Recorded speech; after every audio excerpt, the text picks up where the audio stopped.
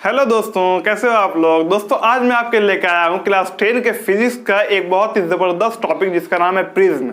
दोस्तों आज मैं आपको प्रिज्म का कॉन्सेप्ट दूंगा और प्रिज्म से रिलेटेड कुछ बेसिक नॉलेज दूंगा। दोस्तों एक शर्त है आपको प्रिज्म पढ़ने से पहले कि आपको रिफ्रैक्शन ऑफ लाइट अच्छे से आना चाहिए। अगर जो आपने लाइट रिफ्लेक्शन एंड रिफ्रैक्शन वाला चैप्टर पढ़ा है तभी आपको इसे समझने में बहुत ही आसानी होगी, नहीं तो बहुत ही दिक्कत होगा आपको समझने में। ओके दोस्तों, तो अगर आपने नहीं पढ़ा है तो आप कहीं से भी पढ़ लें। मैं तो अपने चैनल पर उस टॉपिक का वीडियो नहीं बनाया है, आप कहीं और से पढ़कर आए तो आपको ये समझने में आसानी होगा। तो चलिए दोस्तों शुरू करते हैं आपका अपना प्रिज्म और हमारा अपना फेवरेट प्रिज्म। तो स्वागत है आपका बोनस ज्ञान के दुनिया में। तो आइए दोस्तों देखिए, सबसे पहले हम आपको दिखाते हैं प्रिज्म का डायग्राम कि प्रिज्म क्या होता है और कैसा लगता है देखने में। दोस्तों सबसे पहली बात देखिए, प्रिज्म जो होता है दोस्तों वो एक बात है कि वो गिलास से मिलकर बना हुआ रहता है। मेनली जो प्रिज्म जो आइडियल प्रिज्म होता है, जो अच्छा प्रिज्म होता है, वो गिलास से बना हुआ रहता है, मतलब शीशे से बना हुआ रहता है। ठीक है दोस्तों, प्रिज्म में 3 फेस रेक्टेंगल होता है और 2 फेस ट्रायंगल होता है। दोस्तों कुछ इस तरीके से लगता है प्रिज्म। आपको प्रिज्म बनाना है दोस्तों, आप 2 ट्रायंगल बना लीजिए, सिंपल सा आप 2 ट्रायंगल बना लीजिए और यहाँ पर ऐसे इसके ऊपर एक ट्रायंगल बना दीजिए। ऐसे तीनों वर्टिसेस को इसके मिला दीजिए। ओके दोस्तों, देखिए बन गया हमारा प्रिज्म। ठीक है दोस्तों, ठीक है। तो इसमें आप देखिएगा ये साइड, ये एक साइड है और ये एक साइड है। ये दोनों क्या दोस्तों, रेक्टेंगल और एक बेस है जो कि रेक्टेंगल और 2 ट्रायंगल है। ओके दोस्तों, 2 ट्रायंगल है, ये आगे है एक पीछे ट्रायंगल, एक ट्रायंगल एक ट्रायंगल। ओके दोस्तों, देखिए दोस्तों ये क्या है दोस्तों, 3 रेक्टेंगल और 2 ट्रायंगल से मिलकर बना हुआ है दोस्तों।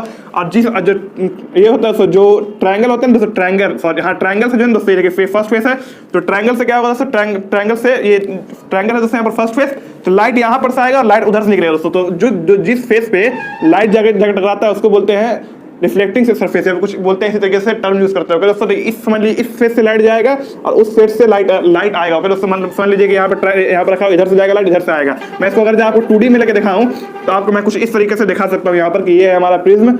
लाइट कुछ इस तरीके से जाएगा, लाइट इधर से जाएगा, इधर से आएगा। वो कैसे जाएगा, लाइट कैसे नहीं जाएगा, मैं आपको समझाऊंगा धीरे धीरे। दोस्तों पहले भी देखिए प्रिज्म, देखिए प्रिज्म क्या होता है। प्रिज्म के बारे में सबसे पहले दोस्तों, प्रिज्म क्या होता है। प्रिज्म में ये जो ऊपर वाला एंगल होता है, एंगल क्या होता है, इसका नाम है ए। इसको बोला जाता है दोस्तों एंगल ऑफ प्रिज्म। इस एंगल को बोला जाता है एंगल ऑफ प्रिज्म। ओके दोस्तों, इसको बोला जाता है एंगल ऑफ प्रिज्म। ठीक है दोस्तों, इसको बोला जाता है एंगल ऑफ प्रिज्म। ठीक है, देखिए जिस एंगल में जिस प्रिज्म में तीनों एंगल बराबर होगा, मतलब जिस प्रिज्म में इक्विलेटरल ट्रायंगल लगा रहेगा, तीनों एंगल बराबर होगा, जिसको बोलेंगे मतलब ये भी 60 डिग्री, ये भी 60 है, ये भी 60 है और ये भी 60 है। तो इस तरीके के प्रिज्म को हम लोग बोलेंगे दोस्तों क्या, रेगुलर प्रिज्म। अब देखिए दोस्तों एक यहाँ पर बात है, ठीक है, देखिए क्या होता है, कंफ्यूजन जो होता है उसको कंफ्यूजन क्लियर करके चलिए। मैं आपको कराता हूँ धीरे धीरे करके, सब कंफ्यूजन आपको क्लियर होगा। ओके दोस्तों, देखिए ये हमारा प्रिज्म है दोस्तों, ये हमारा बन गया प्रिज्म प्यारा सा। ठीक है दोस्तों, ये प्रिज्म है हमारा। ठीक है दोस्तों, देखिए ये तो क्या, देखिए बीच में आपको देखने में हॉलो लग रहा है, लेकिन बीच में हॉलो नहीं होता दोस्तों। बीच में पूरे तरीके से क्या होता है दोस्तों, बीच में गिलास भरा हुआ रहता है, मतलब गिलास का एक मॉलिक्यूल, मतलब बीच में पूरा गिलास भरा हुआ रहता है। दोस्तों ये कहीं भी हॉलो नहीं रहता है, अंदर तो खाली नहीं रहता है। अब आइए दोस्तों यहाँ पर से आपको 2D फिगर लेके चलते हैं। सब देखिए, सबसे पहले हम लोग क्या करेंगे दोस्तों, अब यहाँ से हमारा आएगा रिफ्रैक्शन का काम। जो आपने रिफ्रैक्शन का कॉन्सेप्ट पढ़ रखा है वो यहाँ से काम आएगा। ओके दोस्तों, आपने गिलास स्लैब पढ़ा होगा लाइट रिफ्लेक्शन एंड रिफ्रैक्शन में, तो उसमें क्या होता था दोस्तों, गिलास स्लैब जो था हमारा, वो क्या था दोस्तों, डेंसर था, और जो बाहर था वैक्यूम तो जाहिर सी बात है रेयर होता है। ठीक है दोस्तों, हम लोगों ने प्रिज्म के ऊपर लाइट मारा। ठीक है, हम लोग प्रिज्म के इस साइड पर लाइट मारा। ओके, इस साइड पर लाइट मारा। ठीक है, देखिए दिखाता हूँ, कुछ इस तरीके से लाइट गया। ओके दोस्तों, ये क्या हो गया दोस्तों, ये हो गया हमारा इंसिडेंस रे। आप लोग पहले पढ़ चुके हैं बहुत बार, अगर जहाँ आपने रिफ्रैक्शन पढ़ा है तो इंसिडेंस रे नाम होता है दोस्तों इसका। ठीक है, अब ये क्या करेगा दोस्तों, रिफ्रैक्ट करेगा, क्योंकि प्रिज्म भी एक तरीके का क्या दोस्तों, आर पर ट्रांसपेरेंट मटेरियल लेंस की तरह काम करता है, लेकिन कुछ स्पेशल टाइप का लेंस है। अब यहाँ पर हमें क्या करना है दोस्तों, रिफ्रैक्ट करेगा, ये लाइट रिफ्रैक्ट करेगा, मतलब किधर रिफ्रैक्ट करेगा, कैसे करेगा, तो आपको उसके लिए सबसे पहले देखना है कि लाइट रेयर से डेंसर जा रहा है या डेंसर से रेयर जा रहा है। तो हम लोगों ने मान लिया कि बाहर जो है वो एयर है, अंदर जो है वो गिलास है, तो बाहर क्या हो गया, बाहर हो गया हमारा रेयर और अंदर हो गया हमारा डेंसर। ओके दोस्तों, रिफ्रैक्टिव इंडेक्स बाहर हो गया रेयर और अंदर हो गया डेंसर, ये डेंसर और ये रेयर। इसको मान लेते हैं हम लोग μ1 और इसको मान लेते हैं हम लोग μ2। ऐसे यहाँ पर μ1 और μ2 का कोई जरूरत नहीं है, लेकिन फिर मैं बता देता हूँ आपको। ओके, μ1 μ2, ठीक है, बाहर मतलब कि रेयर है और अंदर डेंसर दोस्तों। तो क्या होगा दोस्तों, लाइट जो है नॉर्मल के टुवर्ड्स नॉर्मल बेंड होगा। ओके दोस्तों, यहाँ पे हम लोग क्या करेंगे दोस्तों, एक परपेंडिकुलर मतलब एक नॉर्मल ड्रॉ करेंगे। तो नॉर्मल कुछ इस तरीके से ड्रॉ करेंगे दोस्तों, देखिए।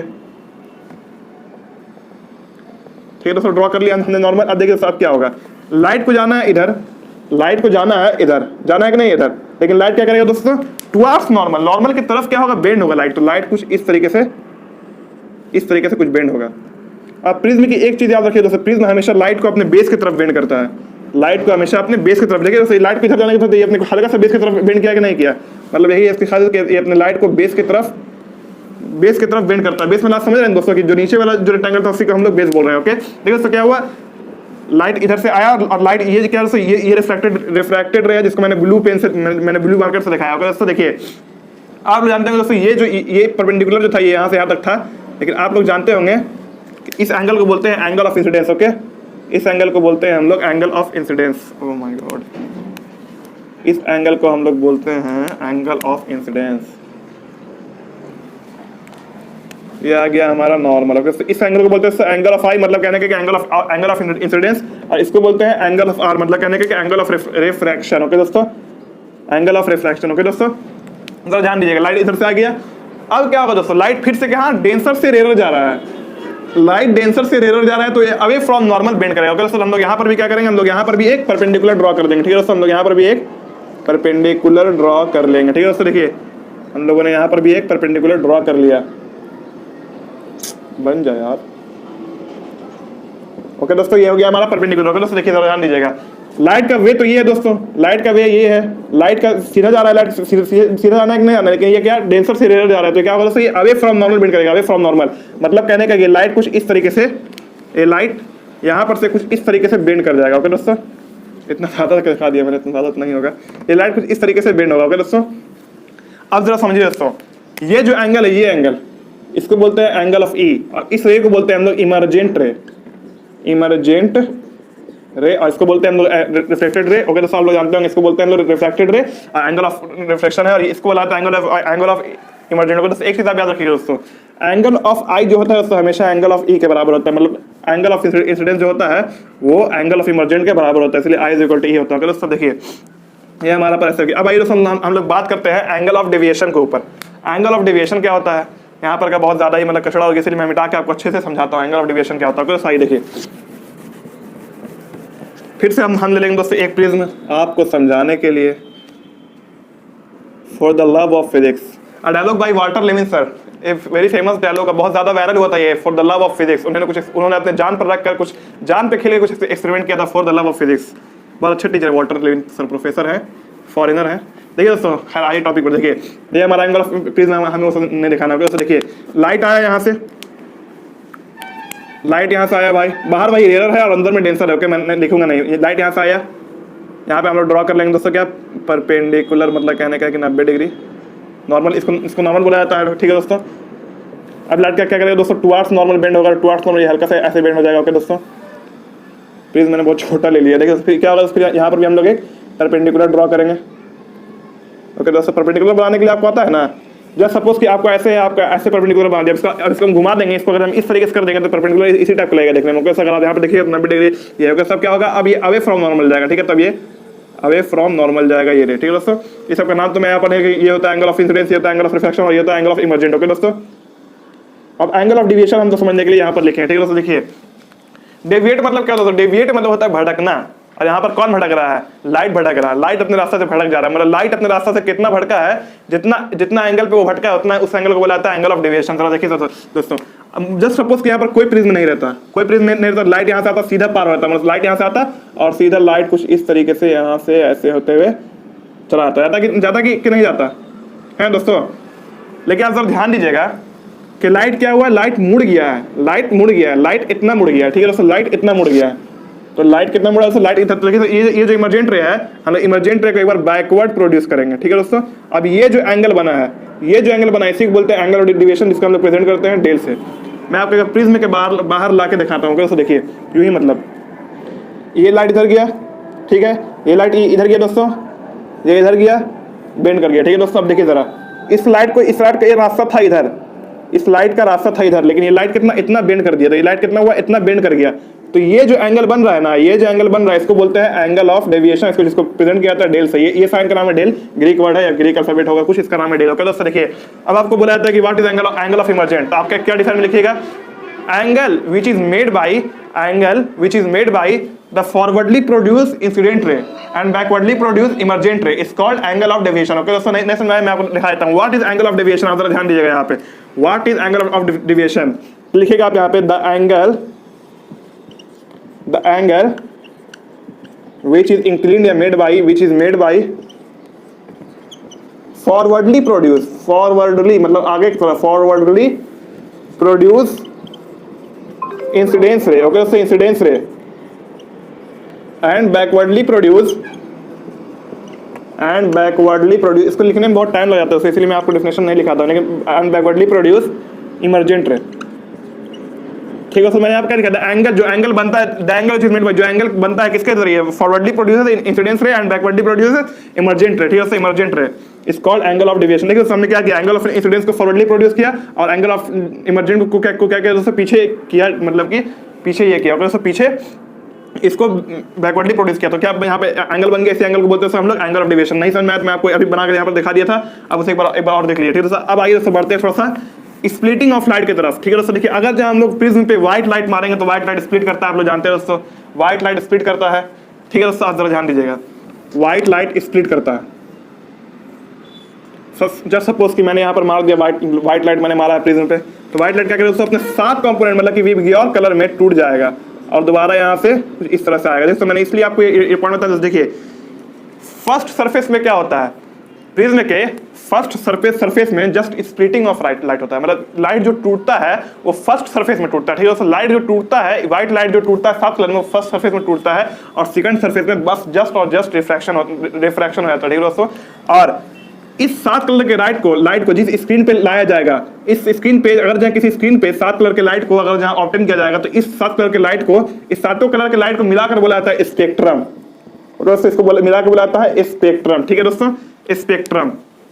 अब आइए दोस्तों मैं आपको बताता हूँ angle of deviation factors on which angle of deviation dependent दोस्तों। ठीक है, मैं आपको डिटेल में नहीं बताऊंगा, वीडियो बहुत लॉन्ग जा रहा है। Factor on which angle of deviation dependent, angle of deviation किसके वजह से होता है और कितना ज्यादा होता है, कितना कम होता है। दोस्तों सबसे पहले आते हैं रिफ्रैक्टिव इंडेक्स के ऊपर। ठीक है दोस्तों, तो mu is directly proportional to del is directly proportional to mu, del is directly proportional to mu of prism. ठीक है दोस्तों, म्यू ऑफ प्रिज्म मतलब कि अंदर जितना ज्यादा गाढ़ा रहेगा, अंदर प्रिज्म के अंदर जितना ज्यादा डेंस रहेगा, जितना ज्यादा डेंस मॉलिक्यूल रहेगा, उतना ज्यादा एंगल ऑफ डेविएशन रहेगा, मतलब लाइट उतना ज्यादा डेविएट होगा। ओके दोस्तों, अब आइए सेकंड फैक्टर क्या होता है। सेकंड फैक्टर होता है दोस्तों एंगल ऑफ प्रिज्म, मतलब कि del is directly proportional to angle of prism. आप जितना ज्यादा एंगल ऑफ प्रिज्म रखिएगा, ये वाला एंगल आप जितना ज्यादा रखिएगा, उतना ज्यादा आपका लाइट डेविएट होगा, उतना ज्यादा एंगल ऑफ डेविएशन बढ़ेगा। ओके दोस्तों, और थर्ड फैक्टर भी आता है दोस्तों, हमारा थर्ड फैक्टर आता है कुछ अलग तरह का फैक्टर है, इसको आपको बहुत मतलब कि दिक्कत होता है समझने में दोस्तों। इसके क्या होता है, एंगल ऑफ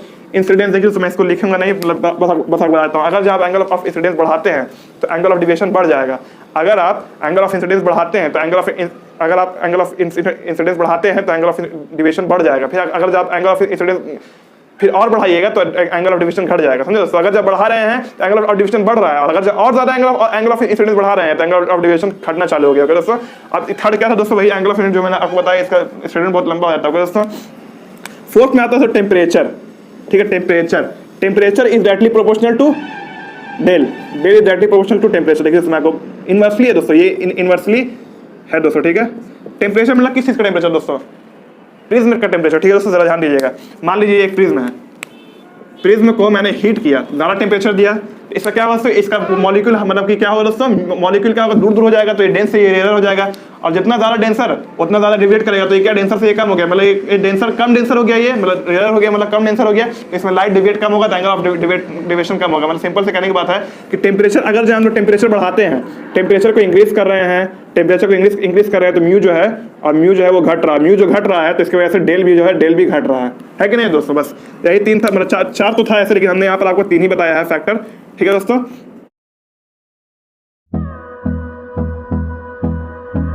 इस चीज को याद रखिएगा दोस्तों, जो लाइट स्प्लिट होता है 7 कलर में, फर्स्ट सरफेस पे और सेकंड सरफेस पे बस रिफ्रैक्शन होता है।